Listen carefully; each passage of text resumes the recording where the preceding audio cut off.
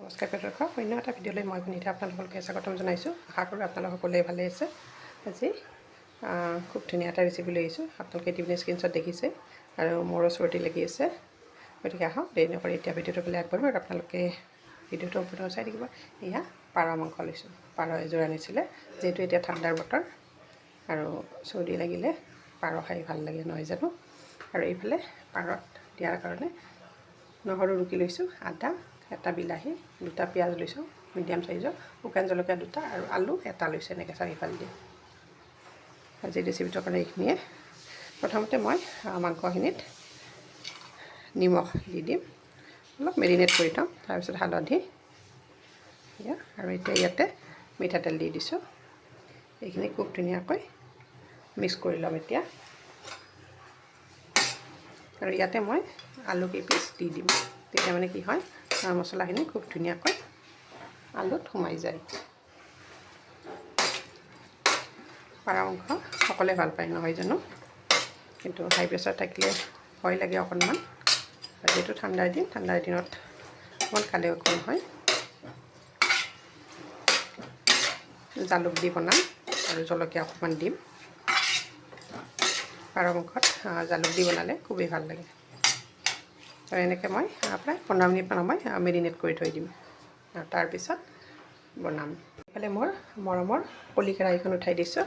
কেৰাহী গৰম হৈছে, এতিয়া মই মিঠাতেল দি দিছোঁ। এয়া চাওক, বহুত বেছি দিয়া নাই, যিহেতু পাৰ মাংস পাৰৰ তেল ওলায়ে। এতিয়া এইখিনি অকণমান গৰম হৈ ল'ম। প্ৰথমতে মই আলুখিনি ফ্ৰাই কৰি ল'ম। একেবাৰে ৰংচোৱা কৰি ল'ম। গেছৰ ফ্লেমটো এতিয়া মই হাই কৰি দিছোঁ। মই সদায় মাংস বনালে আলুখিনি আগতে এনেকৈ ফ্ৰাই কৰি ল'ম।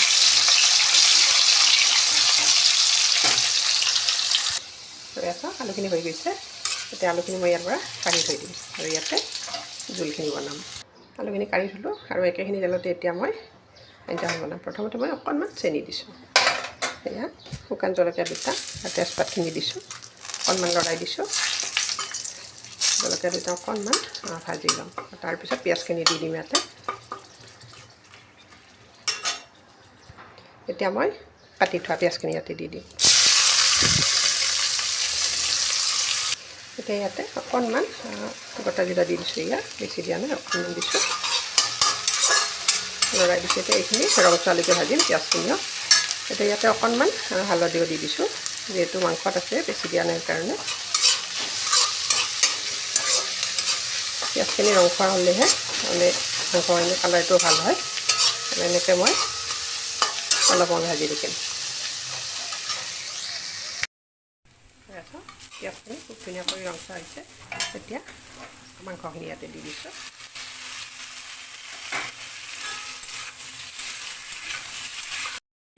এতিয়া ইয়াতে নহৰুখিনি দি দিম। এইখিনি অকণমান ভাজি ল'ম, কেঁচা জলকীয়া দি আলুটো। এতিয়া ইয়াতে আলু, আদা আৰু বিলাহী গোটেইখিনি দি দিম। এতিয়া খাৰখনত কাৰণে গোটেইখিনি দি দিছোঁ। খুব ধুনীয়াকৈ আৰু ভাজি থাকিম অলপ সময় মিডিয়াম ফ্লেমত।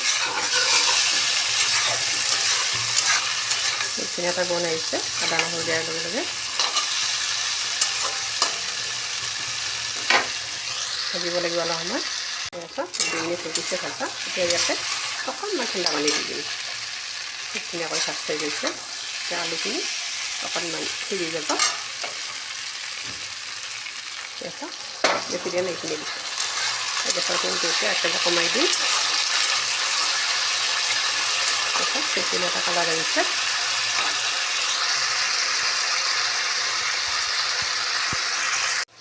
এতিয়া অকণমান লিডখন লগাই দিছোঁ, এতিয়া সোনকালে সিজিব। আৰু এতিয়া লিডখন গুচাই চাওঁ, লাহে লাহে সিজিব ধৰিছে। খুব ধুনীয়া এটা গোন্ধ আহিছে।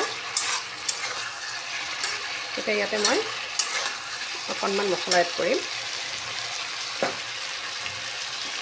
এয়া জিৰা পাউডাৰ দিছোঁ, হোমমেড হয়। এয়া জলকীয়া পাউডাৰ, এয়া হোমমেড হয়। আৰু ইয়াতে জালুক, এইটো পাৰ মাংস গতিকে জালুক দিলে ভাল লাগে। সেয়া জালুকৰ গুড়ি দিছোঁ, এতিয়া লৰাই দিছোঁ। খুব ধুনীয়া এটা গোন্ধ আহিছে, গোটেই পিঠলটো আমোল ওলাই দিছে। এইখিনি এতিয়া আৰু প্ৰায় 2 মিনিটমান সময় ভাজিম। তাৰপিছত এনেকৈ মই দুবাৰ পানী দিম, এবাৰ দিলে আৰু এবাৰ দিম। তাৰপিছত খুব ধুনীয়া এটা গোন্ধ আহিছে আৰু আলুখিনিও দিব লাগিব। অলপ অলপকৈ এনেকৈ মই পানী দি সিজাই লওঁ। এইখিনি এতিয়া আৰু অলপ মই ভাজিম।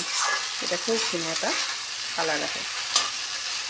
পাৰ মাংস বুলি ক'লে অকণমান ক'লা হ'লে বেছি ভাল লাগে নহয় জানো। তাৰপিছত এতিয়া আৰু অকণমান পানী দিম, তাৰপিছত একেবাৰে শেষত গৰম পানী দিম। এনেকৈ ভাজিলে বহুত টেষ্টি হয় পাৰ মাংসৰ জোলখিনি। কেঁচা জলকীয়া দিয়া নাই, যিহেতু ইয়াতে জালুকৰ গুড়ি দিছোঁ আৰু শুকান জলকীয়াও দিছোঁ, জলকীয়াৰ গুড়িও দিছোঁ, ক'লা হৈছে বেছি নিদিওঁ। খুব ধুনীয়া এটা গোন্ধ আহিছে। তাৰপিছত কালাৰটো কিমান ধুনীয়া হৈছে, ক'লা কালাৰ হৈ আছে, ভাজা হৈ গৈছে। এতিয়া এইখিনি আৰু অকণমান ঠাণ্ডা পানী দিম, এনেকৈ দুবাৰ দিলোঁ আৰু নিদিওঁ।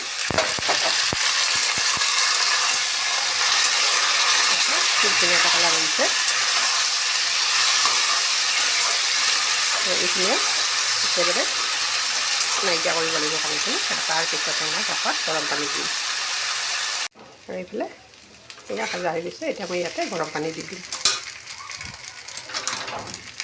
তাৰপিছত গৰম পানী দি দিলোঁ, যিহেতু মই জোল বনাম অকণমান সৰহকৈ দিম পানী। তাৰপিছত কিমান ধুনীয়াকৈ উতলিছে, এনেকৈ গৰম পানী দিব লাগে। তাৰপিছত কালাৰটো কিমান ধুনীয়া আছে, একেবাৰে ক'লা কালাৰ হৈছে। এতিয়া সেইখিনি ভালদৰে উতলিব দিম আৰু তাৰপিছত অকণমান গৰম মছলা দিম। আপোনালোকে বেয়া হ'লে স্কিপ কৰিব। আৰু এতিয়া মই সেয়া গৰম মছলা দিছোঁ, লং, ইলাচি, দালচেনি হোমমেড হয়। মাংসত অকণমান গৰম মছলা দিলে মই ভাল পাওঁ, গোন্ধটো বেছি দিয়া নাই, অলপ দিছোঁ। আৰু এতিয়া সেয়া কেঁচা ধনিয়াৰ পাতটো দি দিম, সেইখিনি মই কাটি থৈ দিছোঁ। তাৰপিছত খুব ধুনীয়া এটা গোন্ধ আহিছে। আপোনালোকে মোৰ আজিৰ পাৰ মাংসৰ ৰেচিপিটো চাই যদি ভাল পাইছে তেতিয়াহ'লে লাইক কৰিব, কমেণ্ট কৰিব আৰু শ্বেয়াৰ কৰিব যদিহে সম্ভৱ হয়।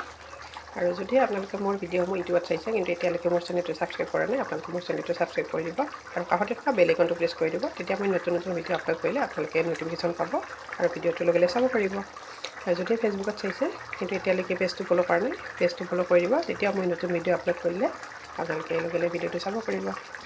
গতিকে আজি মোৰ পাৰ মাংসৰ ৰেচিপি ইমানতে সামৰণি মাৰিলোঁ। আশা কৰোঁ ৰেচিপি চাই আপোনালোকে সকলোৱে ভাল পাব। একেবাৰে চিম্পুল বনাইছোঁ।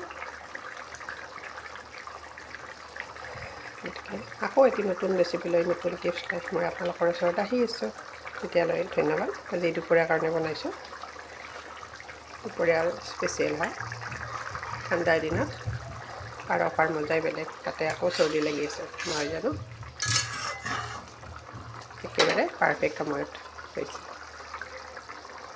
আমাৰ জালুক দি বনোৱা পাৰ মাংস ৰেডি হৈছে। সেয়া চাওক কিমান সুন্দৰ হৈছে, কালাৰটো একেবাৰে ক'লা হৈছে। এতিয়া মই গেছৰ ফ্লেমটো এয়া অফ কৰি দিছোঁ।